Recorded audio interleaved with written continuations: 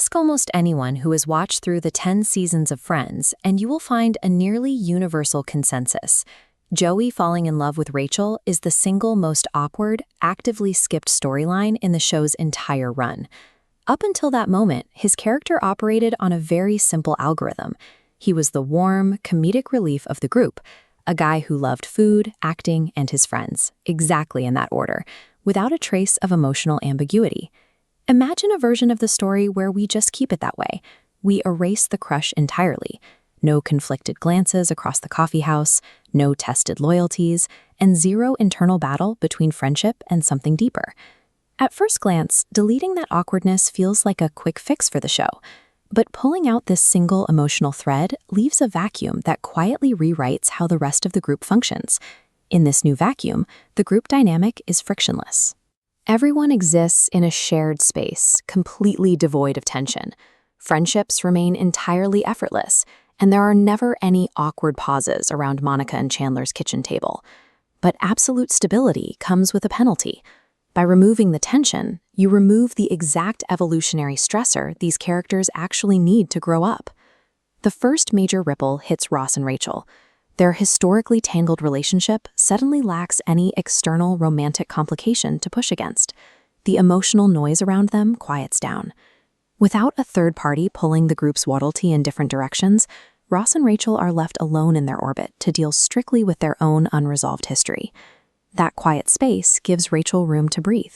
Free from navigating the awkward awareness of being seen differently by a trusted friend, she can focus entirely on her evolving identity, climbing the corporate ladder, and figuring out who she is on her own. Their path forward becomes much clearer. Yet, by isolating their romance, we detach them from the messy, shifting loyalties of the broader ensemble. The most profound consequence of this alternate timeline, however, belongs to the guy who started it. Joey's storyline was never actually about romance. It was a mechanism designed to force vulnerability. In the original text, he experiences one of the rare moments in his life where he cannot use comedy, his usual effortless charm, or a sandwich as a deflection. He has to sit with quiet, uncomfortable heartbreak. Erase the crush, and you rob him of the singular moment where he is forced to process mature emotional pain. He is entirely protected from getting hurt, and the direct cost of that protection is his emotional depth. This is a chart showing character growth over the course of the series. We see 5 complex, volatile lines representing the messy evolution of the rest of the group, but Joey's line remains entirely flat. Emotionally, he is frozen as a Season 1 caricature. When we fade back those journeys, we see what he becomes: a static, safe space. The one friend guaranteed to never introduce emotional ambiguity. He remains immensely lovable and fiercely loyal, but he lives completely untouched by the messy realities of adult life. Step back and look at the overall health of this alternate universe. 6 friends operating in absolute stability, completely devoid of internal romantic friction. But perfection feels artificial. Without any awkward tension that requires a painful resolution, the world feels less layered and far less human. These characters are a closed system of emotional connections. They require friction to shape each other.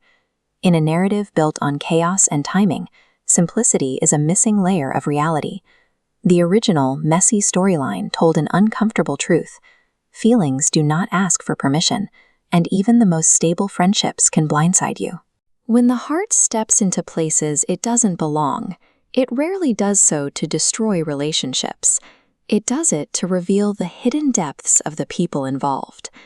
We shouldn't resent awkward narrative detours, because it is only through genuine discomfort that fictional characters finally become real people.